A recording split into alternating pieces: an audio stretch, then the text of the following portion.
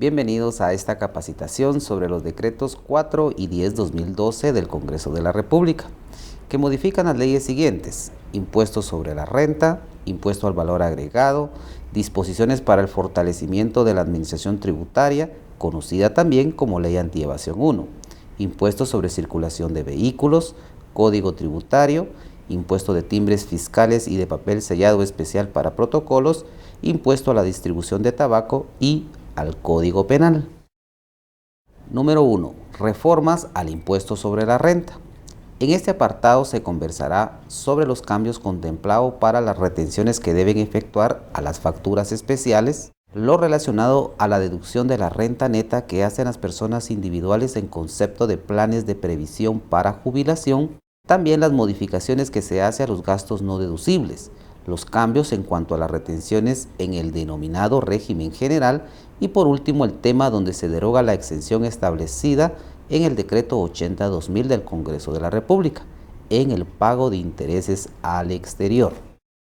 La primera modificación que tenemos es dada a la figura de la factura especial. Todos sabemos que esta factura especial es un documento que la ley ha venido admitiendo cuando las empresas o contribuyentes tienen proveedores que no les dan factura.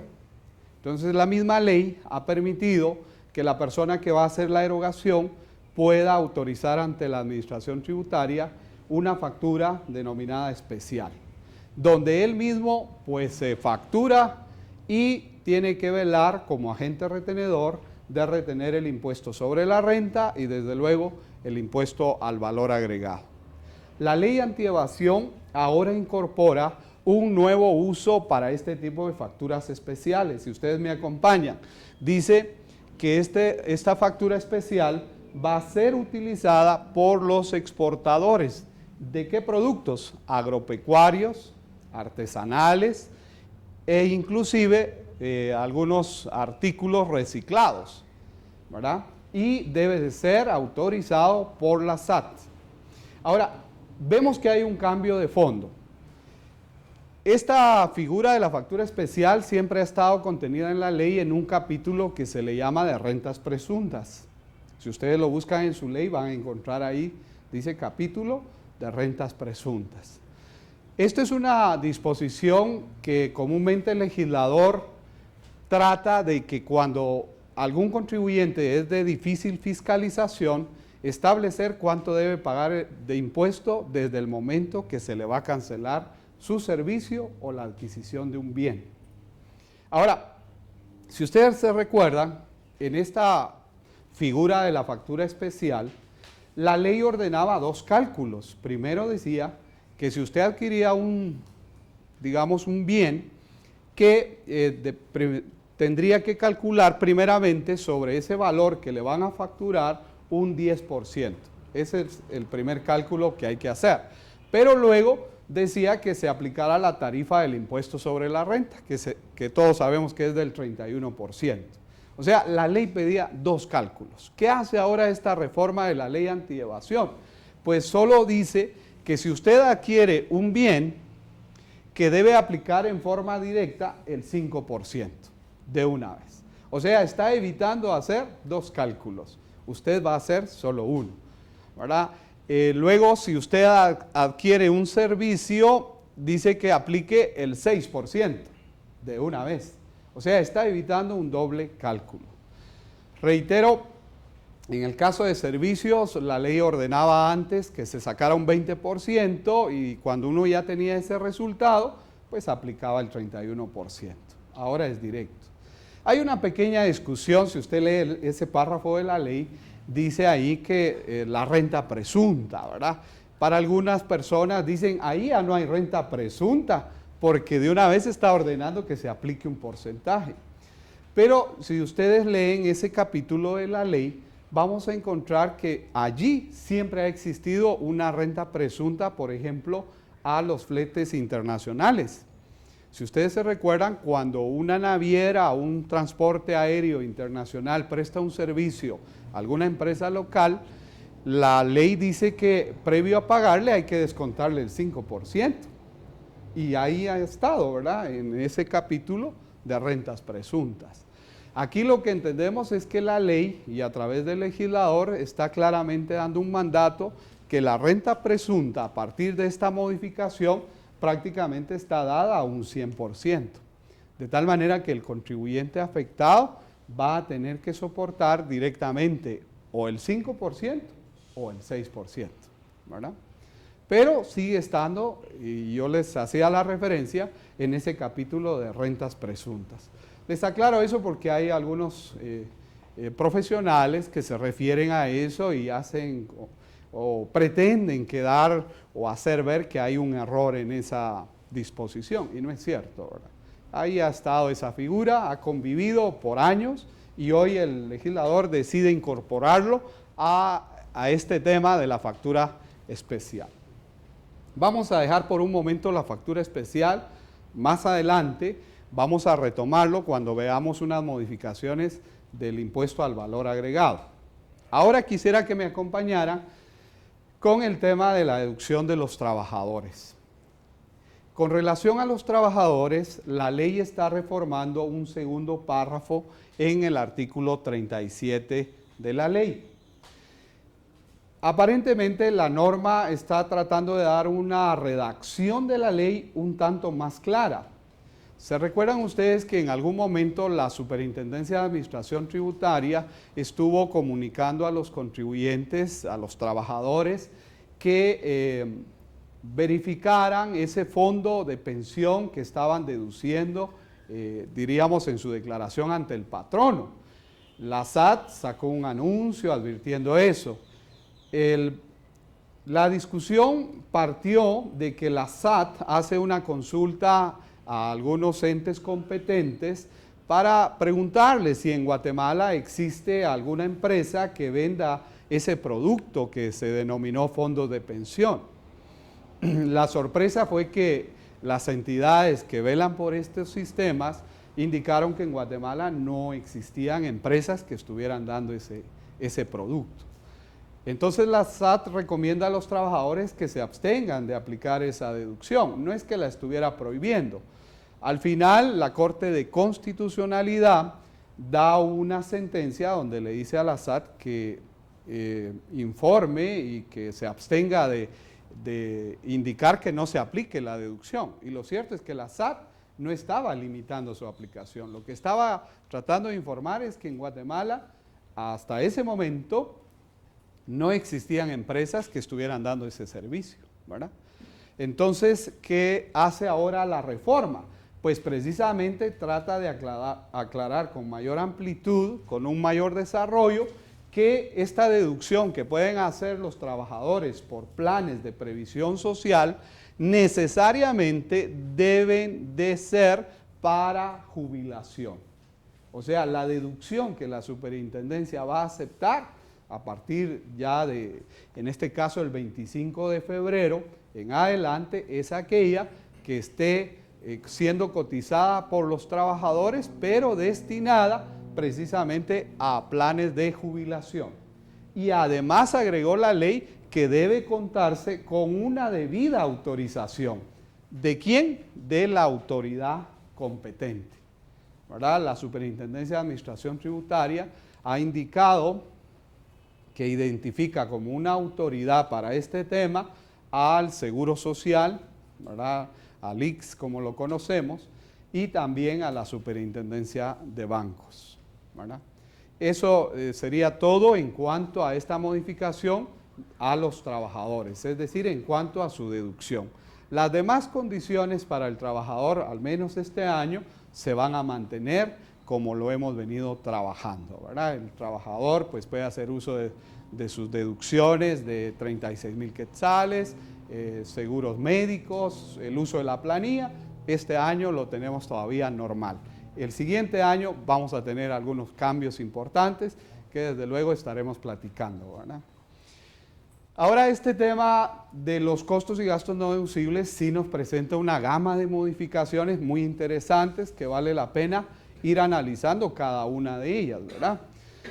Todos sabemos que como que en la ley hay una postura del legislador que quiere ser tutelar previendo que algunos contribuyentes, en cuanto a sus costos y gastos, en algún momento tienden como a excederse. Entonces la ley lo que hace es limitar esa situación. Y si ustedes me acompañan para ir viendo las principales modificaciones que se dan en este caso a los costos y gastos no deducibles. La primera de ellas que vamos a analizar es que la norma está diciendo que cuando un contribuyente no haya cumplido con efectuar las retenciones, no será un gasto o costo deducible. Es decir, que la SAT, para que acepte los costos y gastos, si la ley manda a hacer retenciones y el contribuyente no las hace, ese costo o gasto no va a ser deducible. Ahora, encontramos que en estas modificaciones de la ley, el legislador tiende a tener, ¿cómo decirles?, una redacción bastante particular, porque nos empieza a dar posturas de que salvo que se pruebe que se ha realizado la retención. ¿Eso qué significa? Pensemos un caso concreto. La SAT manda un auditor a una empresa. La empresa, ante la presencia del auditor tributario, los personeros se dan cuenta o se recuerdan que debieron de hacer algunas retenciones y ante la presencia del auditor tributario saben que no se les va a aceptar como deducible. Entonces, en ese momento, por ejemplo, la empresa decide, previo a que el auditor empiece a ver documentos o a inspeccionar los libros, decide mandar a pagar la retención. ¿Qué es lo que está diciendo la ley? Precisamente eso, salvo se proceda a realizar la retención. ¿Verdad? El contribuyente ya sabe que si el auditor llega a ese hallazgo, le va a plantear un ajuste como un gasto no deducible. Entonces el contribuyente se autocorrige y la ley le está permitiendo que lo haga. Ya está la presencia del auditor ahí, pero él dice, mejor mando a pagar. ¿Y qué dice la ley? Entonces subsana la situación de tal manera que ese gasto inmediatamente se vuelve deducible nuevamente, ¿verdad? Ahora dice, los costos y gastos no serán deducibles si no son respaldados con la documentación legal. Y si ustedes ven, nuevamente el legislador pone otra salvedad, salvo aquellos costos o gastos que se reflejan por partida contable. ¿Eso qué significa? Bueno, que en este caso incluso el legislador decide dar una definición de qué debemos de entender por documentación legal. Todos sabemos que por excelencia la factura es la documentación legal, pero en algunos casos o en algunos costos concretos lo que vamos a encontrar es una escritura pública, ¿verdad? O vamos a encontrar, pólizas de importación, ¿verdad?, acompañadas de factura, que también serán documentos legales que se pueden aceptar. Ahora bien, lo que llama la atención aquí es que el legislador está diciendo salvo aquellos casos de partidas contables. ¿Qué significa eso? Todos sabemos que las empresas dentro de sus activos tienen edificios, tienen maquinaria, tienen vehículos. Y la ley acepta para cada uno de estos activos la figura del gasto por depreciaciones. Y todos sabemos que al hacer el cierre contable, las empresas, asientan partidas donde reflejan las depreciaciones de ese año. ¿Qué está diciendo la ley? Que ese tipo de costo, aunque no tenga un documento, es deducible, ¿verdad? Por eso dice salvo, da una salvedad. Algunos gastos, como podría ser depreciaciones y amortizaciones, que a través de partidas contables reflejan la deducción de ese periodo. En todo caso, eso lo va a aceptar la SAT. Aquí nosotros hemos querido aclarar que hay algunos costos y gastos que las empresas a veces tienden a consignar. Por ejemplo, si ustedes se recuerdan, el diferencial cambiario. Cuando yo tengo alguna deuda y está en dólares, ¿verdad? Si yo adquirí esa deuda cuando el tipo de cambio estaba a 7.50 y cuando llega el 31 de diciembre el tipo de cambio está probablemente al 8, exageremos algo, ¿verdad? Al 8. Quiere decir que tengo una pérdida cambiaria de 50 centavos en cada dólar, ¿verdad? Entonces, por las normas contables, los profesionales toman la decisión de reflejar esa pérdida cambiaria y lo hacen con una simple partida. Ahora, nosotros debemos de recordar que la literal Z del artículo 38 está vigente y ahí dice que en el caso de la negociación de divisas únicamente va a ser deducible cuando el contribuyente compre divisas, ¿verdad? No antes, o sea, no se reconoce en ese caso, por una partida contable, no reconocemos ese gasto como tal, ¿verdad? Sí se hace en el tema de depreciaciones y amortizaciones. Pero quise aclarar eso un poco para abonar y dar claridad sobre esta temática. Luego, si ustedes me acompañan, dice que no va a ser deducible los costos y gastos que no correspondan a este periodo. O sea, la ley está siendo puntual. Pero si ustedes me acompañan, dice salvo regímenes especiales. ¿Qué quiere decir eso, salvo regímenes especiales? El legislador está diciendo, oiga, usted no puede deducirnos costos y gastos del año 2009, del 2010. Sus costos y gastos tienen que ser de este periodo, ¿verdad? Del que estamos, diríamos, viviendo en este momento. Ahora, el legislador nuevamente dice, salvo algunos regímenes especiales. Ahora, la SAT ha explicado en este caso que esos regímenes especiales, si uno lee el artículo 50 de la Ley del Impuesto sobre la Renta para adelante, por ejemplo, encontramos a las constructoras. A las constructoras se les permite, en algún momento que ellos toman uno de los métodos que están ahí contenidos, que ellos los costos de un año los puedan trasladar al otro. Por ejemplo, si toman una obra a mitad de año del 2012 y esa obra la van a terminar en el 2013, ahí por mayo del otro año, entonces la ley a ellos les permite trasladar los costos del 2012 al 2013, para que cuando ellos estén liquidando el periodo 2013, ellos incluyan tanto sus ingresos como costos y gastos. Eso es lo que quiere decir esta excepción, ¿verdad? También nosotros en algún momento hemos querido ilustrar esto de salvo regímenes especiales, por ejemplo, con la regla del 97.3.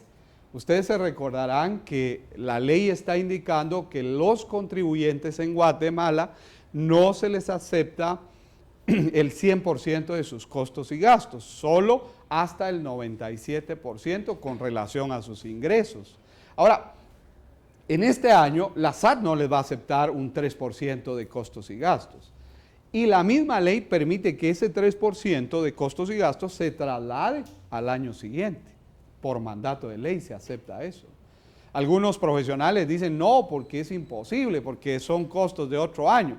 Pero en este caso, la ley lo está permitiendo. Y por eso aquí dice claramente, salvo regímenes especiales. En la siguiente literal, es totalmente nuevo esta disposición.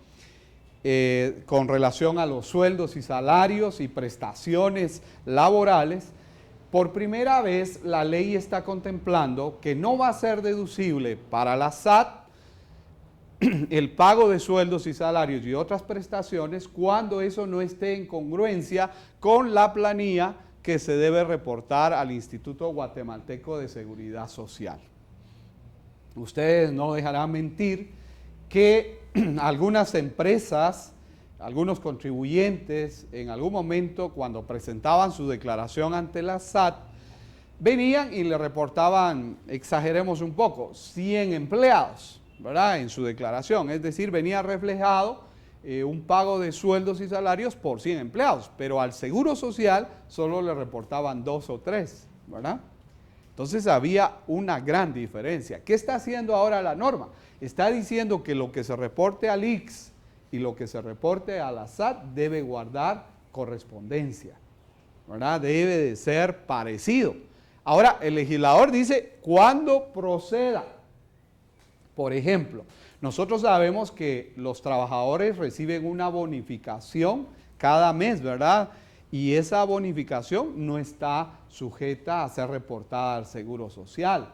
La SAT, cuando una empresa reporte ese tipo de pagos, lo va a aceptar como deducible. También aquí hemos puesto el ejemplo, si ustedes me permiten usarlo, del pago del gerente, ¿verdad? El sueldo del gerente. Todos sabemos que si el gerente quiere, puede aparecer en la nómina del ICS, si él quiere, ¿verdad? Es voluntario.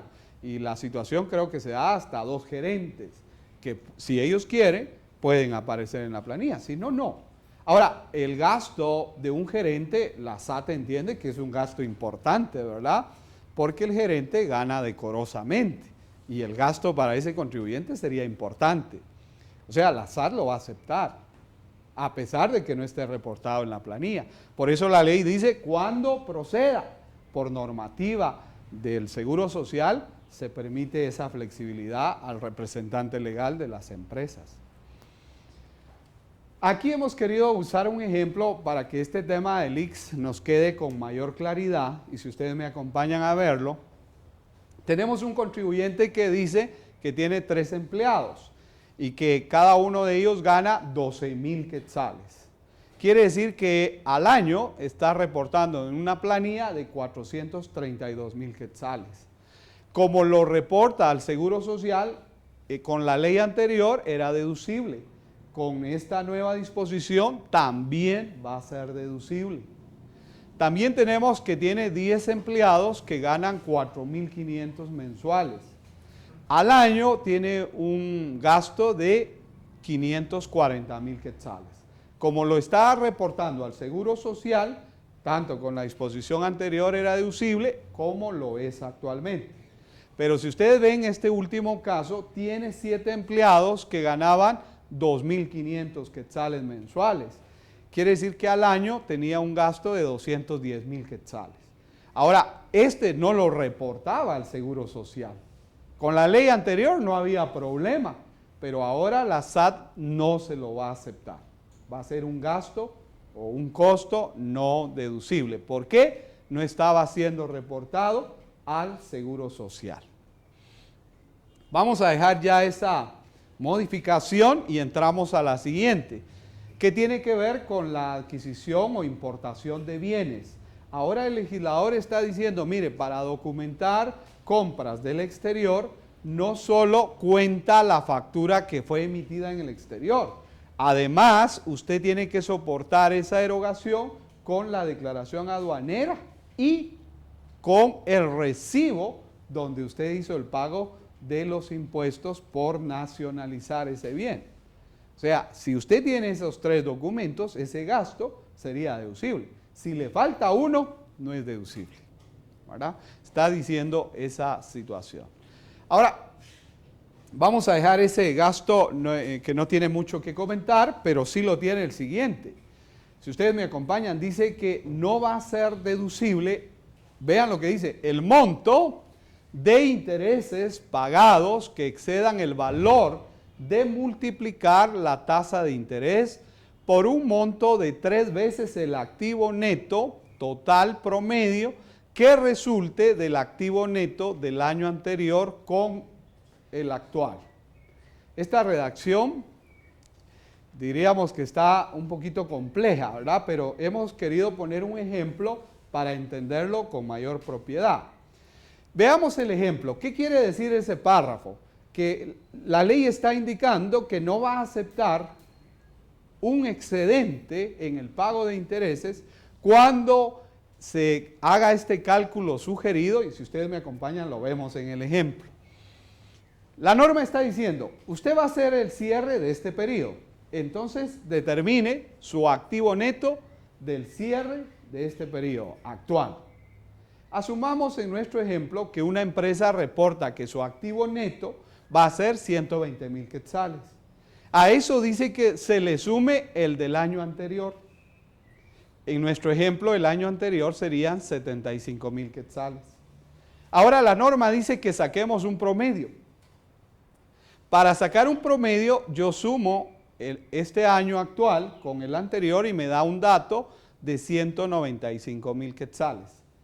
El promedio lo establezco al dividir dentro de 2 años, ¿verdad? Porque estoy viendo 2 periodos. El promedio entonces sería 97.500 quetzales. Ahora la ley dice, ese promedio multiplíquelo por 3 veces, ¿verdad? Y nos da un resultado, en nuestro ejemplo, de 292.500 quetzales. Bueno, ¿qué está haciendo la norma con estos cálculos?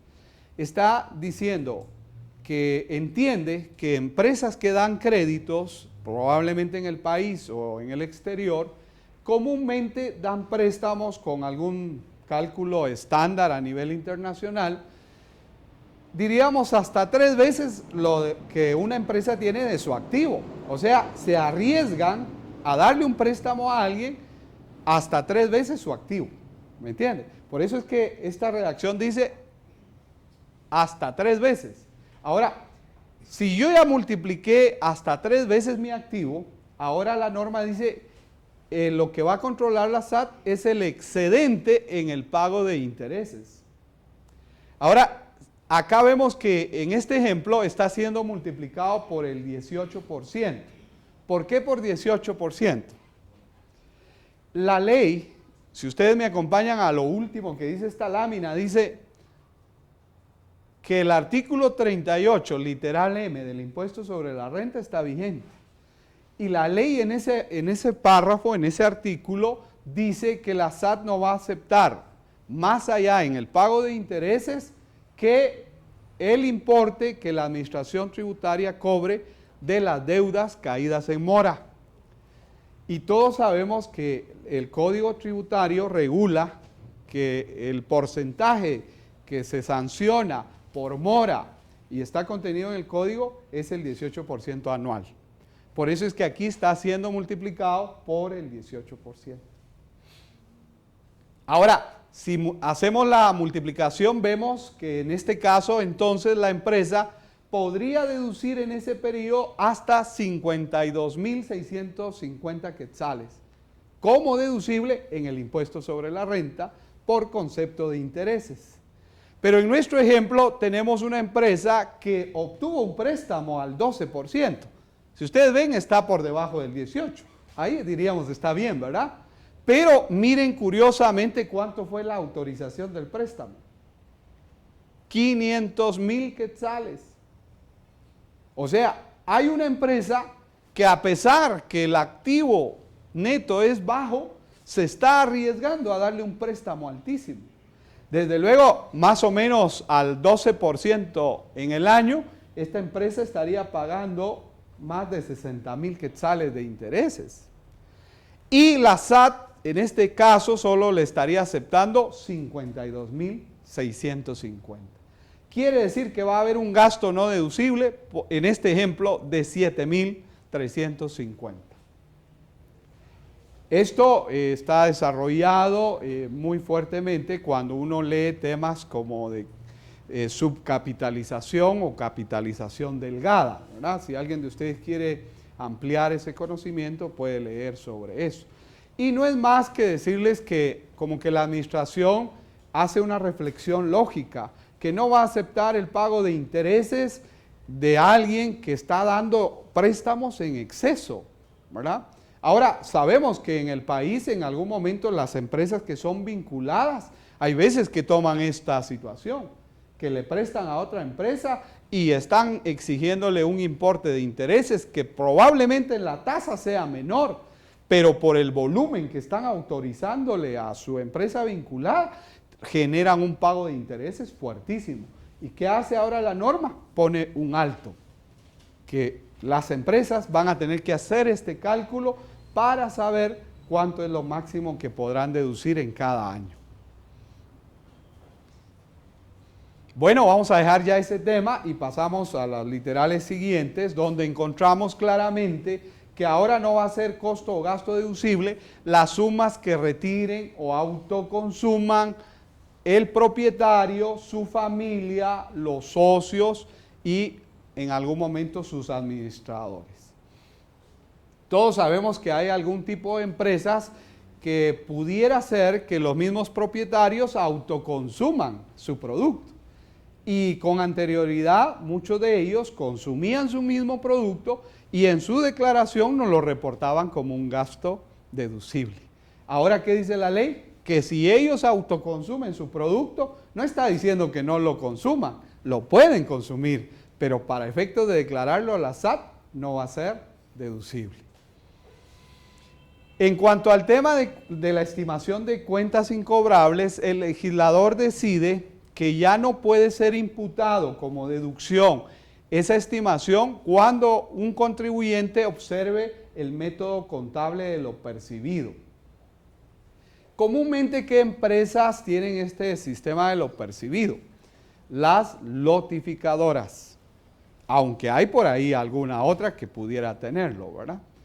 Ahora, el legislador decide que no va a ser deducible la estimación para este tipo de empresas porque se asume que ellos nos declaran sus ingresos y sus costos y gastos que percibieron en el periodo, de tal manera que no hay un diferimiento. Ahora, nosotros sabemos que por mandato de la ley del impuesto sobre la renta, si usted lee el artículo 46, dice que de manera general todos los contribuyentes en Guatemala tienen que observar el sistema o el método contable de lo devengado, ¿verdad? Y si usted se va a las normas de contabilidad, también instruyen que todas las entidades que se someten a las normas contables deben de llevar el método contable de lo devengado. ¿Eso qué significa? Que todos los que tengan ese sistema no hay problema, pueden seguir utilizando su estimación del 3% del saldo que les quede de clientes o del giro habitual al momento de hacer su cierre contable, excepto si la empresa pues tiene claramente ante la SAT informado que ellos observan el sistema contable de lo percibido, ¿verdad? Luego tenemos otra modificación muy interesante que tampoco va a ser aceptado como deducible si en una inversión algún contribuyente incluye algunos gastos de recreo personal, ¿verdad? De repente se construye un edificio y dentro del edificio o en la parte de atrás se decide construir una piscina, por ejemplo, para recreo de los dueños, ¿verdad? En ese caso, lo del edificio podrá ser deducible vía depreciación, pero no así el costo que tenga relación con esa piscina, ¿verdad? Que será de recreo personal para los propietarios.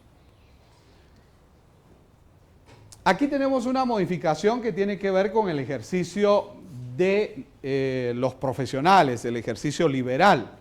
Está indicando la ley que los profesionales que combinen en algún momento el uso de sus activos para el ejercicio de la profesión, como en el uso particular, dice que en ese caso los costos y gastos de ellos solo será admitido en un 50%, ¿verdad? Esta figura ha existido anteriormente, pero estaba regulado a un 70%, si ustedes se recuerdan. ¿Cuál es la modificación de fondo? Que ahora solo se acepta el 50%, ¿verdad? Ahora, acá algunas personas han preguntado, mire, pero si yo compré una computadora y la destino 100% a mi oficina, a mi bufete, en ese caso, vía siempre depreciaciones, será deducible hasta el 100%, ahí no está combinado. La ley solo está advirtiendo que se combine el ejercicio de la profesión y el uso particular. Pero si la persona tiene un bien que va a dedicar exclusivamente a su oficina, la puede deducir en un 100%. Luego tenemos una modificación bien importante que quisiera que la analicemos muy despacio. Por primera vez en el tema de depreciaciones de los bienes inmuebles, la ley está diciendo que solo se va a aceptar como deducible la imputación que esté congruente con lo reportado en la matrícula fiscal o bien en el catastro municipal. Todos sabemos que en Guatemala muchas empresas, muchos contribuyentes, el dato que tienen de su bien inmueble en el registro de la propiedad es bajo, está subvaluado. Ahora, ¿qué pasa? Que la ley está diciendo, oiga, si en su balance general, en sus estados financieros, usted está reportando que ese inmueble vale 1 o 2 millones Eso tiene que tener congruencia con lo que está reportado en la matrícula fiscal. Si no tiene congruencia, ese gasto vía depreciación ya no le va a ser aceptado. Así que la recomendación es en este momento ver si hay congruencia con lo que se reporta en los estados financieros por los contribuyentes, hacer la recomendación, miren cómo está reportado en la matrícula fiscal, porque si el dato no es parecido, la administración tributaria podría en este momento plantear un ajuste. Parece que el legislador es un poquito flexible y le dice a los contribuyentes, oiga usted, si usted ha venido depreciando con un valor en el balance, pero que no está de acuerdo a lo reportado en la matrícula fiscal, usted va a poderlo seguir o lo va a poder seguir depreciando siempre que le pruebe a la administración que usted hizo la inversión. ¿Qué significa eso? Si yo tengo en mi balance general un edificio y lo tengo evaluado en 1 millón y en la matrícula fiscal lo tengo a 2,000 quetzales, yo le tendría que probar a la administración tributaria que tengo documentos donde compré material de construcción y todos los gastos alrededor de eso por ¿qué serían? 998,000 quetzales, ¿verdad? Si yo puedo comprobarle a la SAT eso, yo estoy en libertad de seguir depreciando sobre el valor de millón, ¿verdad? Si no, lo recomendable ahí es que haga una revaluación de activos, ¿verdad? Para que quede cuadrada y dentro de este procedimiento ir al registro, al registro de la propiedad y actualizar ese dato nuevamente, ¿verdad? Para que esté congruente y el contribuyente no tenga problemas.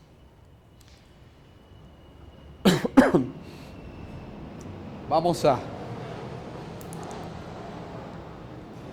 a ver este concepto de donaciones. Nosotros sabemos que hay contribuyentes que son muy altruistas, ¿verdad? Y hacen donaciones a asociaciones, fundaciones, a ONGs. La ley está permitiendo esas deducciones y ustedes se recordarán que el artículo 38 sigue vigente, ¿verdad? Y tiene 2 limitantes. Uno de ellos vinculado con el 5% de los ingresos de en este caso del contribuyente, que puede donar hasta el 5%. Y la ley sigue diciendo, y no más allá de 500,000 quetzales, ¿verdad? Ahora, por el lado de los costos y gastos no deducibles, la ley está incorporando un requerimiento.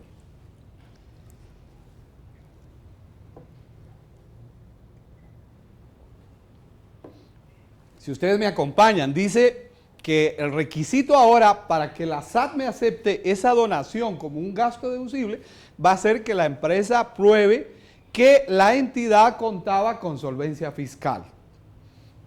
Quiere decir que el gasto va a ser aceptado por la administración si ese tipo de entidad no lucrativa se agencia oportunamente, oigan bien lo que estoy diciendo, oportunamente de su solvencia fiscal. Si ustedes me permiten ponerles un ejemplo. En este año yo quiero donarle a alguna institución 100,000 quetzales. Todos sabemos que esta disposición está en vigencia este año, ¿verdad? Entonces, si yo le dijera a la ONG, a la asociación, oiga, ¿usted ya tiene solvencia fiscal? Quizás en este momento no, ¿verdad? No lo tiene. Ahora, como yo estoy donando en el año 2012, yo debo de asegurarme que cuando a la entidad le toque presentar su declaración anual de este periodo, que va a tener hasta marzo del año 2013 para presentarlo, en ese momento esta asociación o fundación va a tener que solicitarle a la SAT su solvencia fiscal y en ese momento le va a tener que facilitar una copia al donante para que esos 100,000 quetzales que donó tenga soportado y sea deducible. ¿Qué va a admitir la SAT?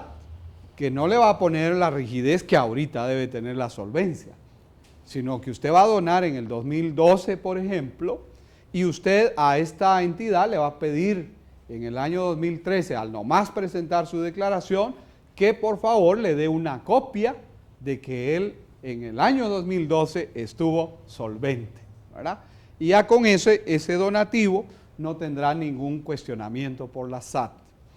Acompáñenme a esta literal, la S, que habla de la regla del 97%, que en algún momento ya la mencionábamos. ¿Qué hace la ley de antievasión con esta regla? En primer lugar, da una mejor redacción para que sea entendida. Algunos profesionales por ahí entendían que por la redacción que tenía esa ley no era aplicable para determinadas empresas. Entonces la redacción ahora se mejora para dejar con claridad esa restricción que tenemos. ¿Verdad? Que no se va a aceptar costos y gastos más allá del 97% con relación a los ingresos de un contribuyente.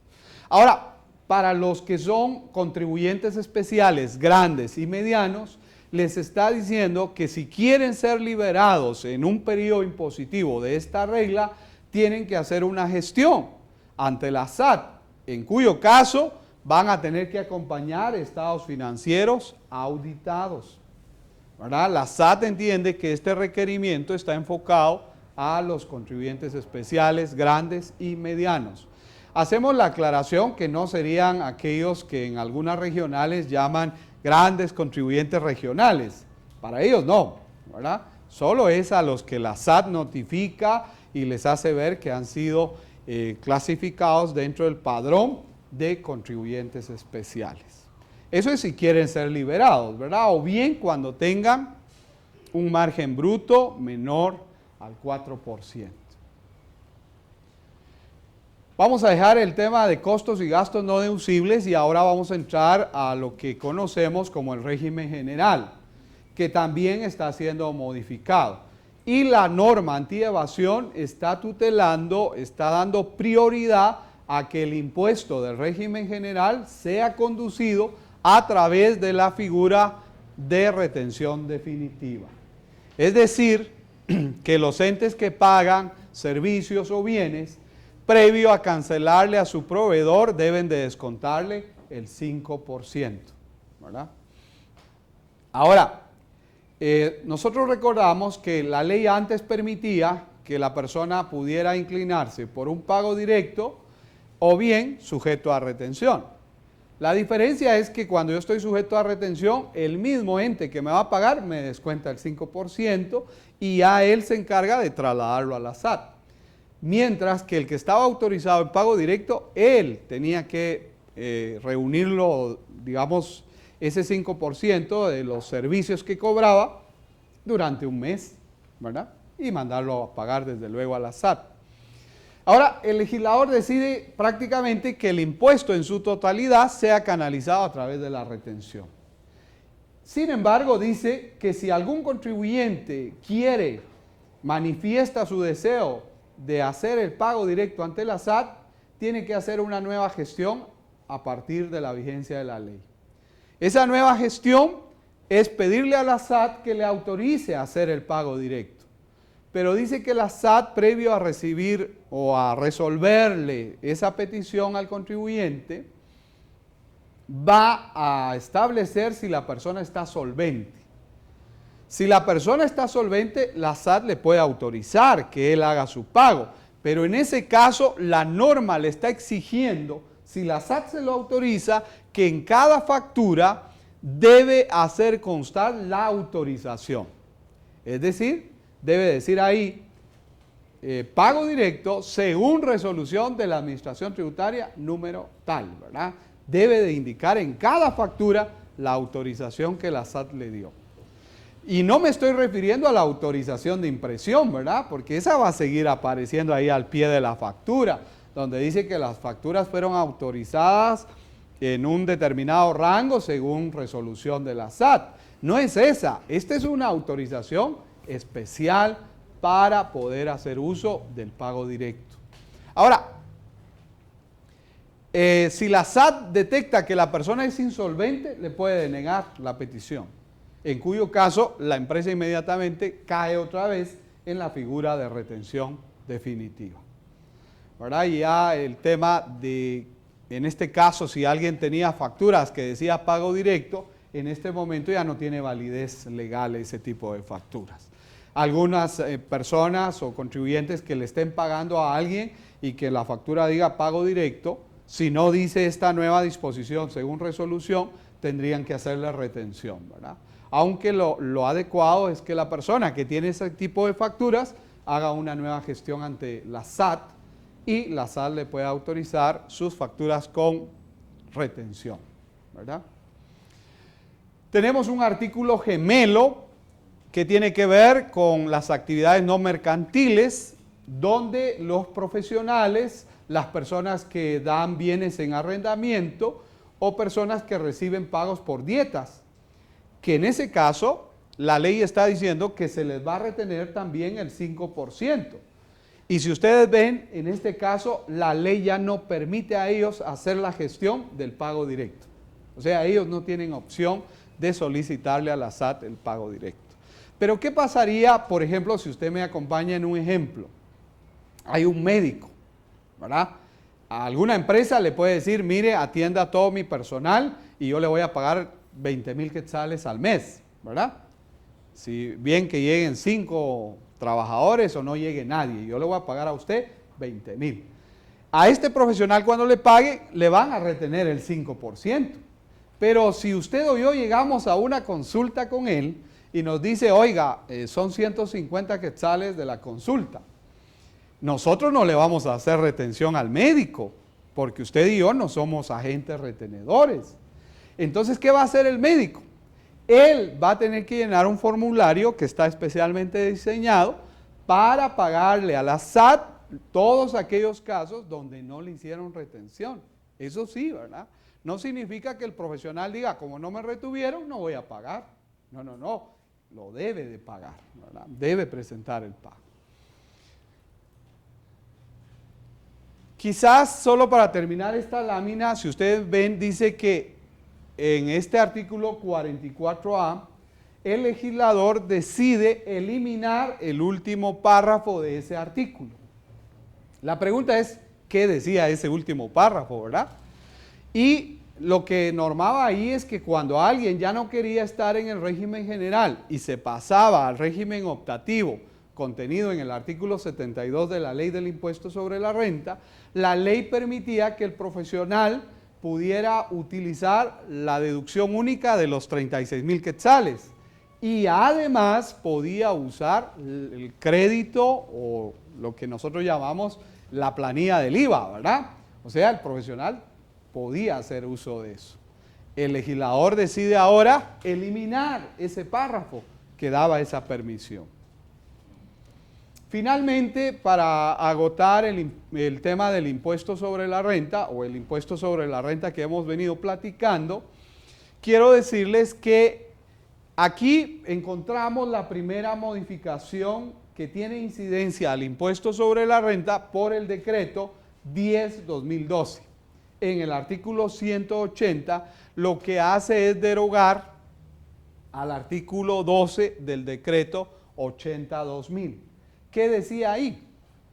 Bueno, era una disposición que decía que si usted estaba pagando intereses al exterior por algún préstamo que le hubieran otorgado del exterior, digamos algún banco de primer orden de allá afuera, de otro país, o bien algún organismo multilateral que le hubiera dado un crédito, decía que ese pago de intereses que usted le hacía a esta persona estaba exento de impuestos sobre la renta.